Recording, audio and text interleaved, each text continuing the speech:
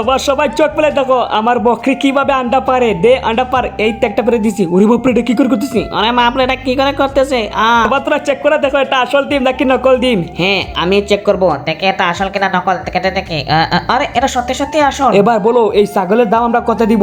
এই ছাগলের দাম আগে থেকেই 1 লাখ টাকা দাম হয়ে গেছে। এবার যে এর উপরে বলবে সেই পাবে এই ছাগল। আমি এই ছাগলের দাম 1,10,000 নিব।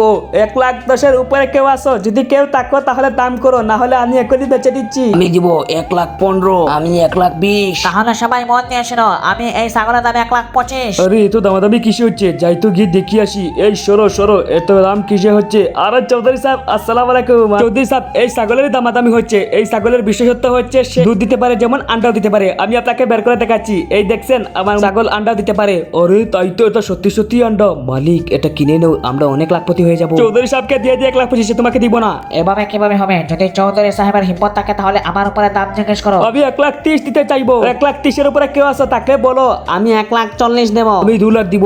আমি 2,50,000 দিব। তাহলে আমি 3 লাখ দিব। এবার আমার এটা হয়ে গেছে। সবাই চলে যাও, আমি চৌধুরী সাহেবকে 3 লাখে এই ছাগলটা দিয়ে দিচ্ছি। আরে ধীরে ধীরে টিপ, ভালো করে টিপ। ভাইজান এই দেখো আমি একটি ছাগল এনেছি। এই ছাগল ডিম পারে। হালাপোলা কি বলতেছিস? দেখি পেড়ে দেখা তো। তোর মাথা খারাপ হয়ে গেছে, আমি জীবনে সব শুনিনি। আরে আমি দেখাচ্ছি ভাইজান, এই দেখো এই ছাগল আন্ডা পার। আরে আন্ডা পারতেছে না কেন? হালার পোলা, তুই আমার 3 লক্ষ টাকা নষ্ট করে ফেলেছিস। তোকে তো বোকা বানিয়েছে। এই মারো ওকে, মারো।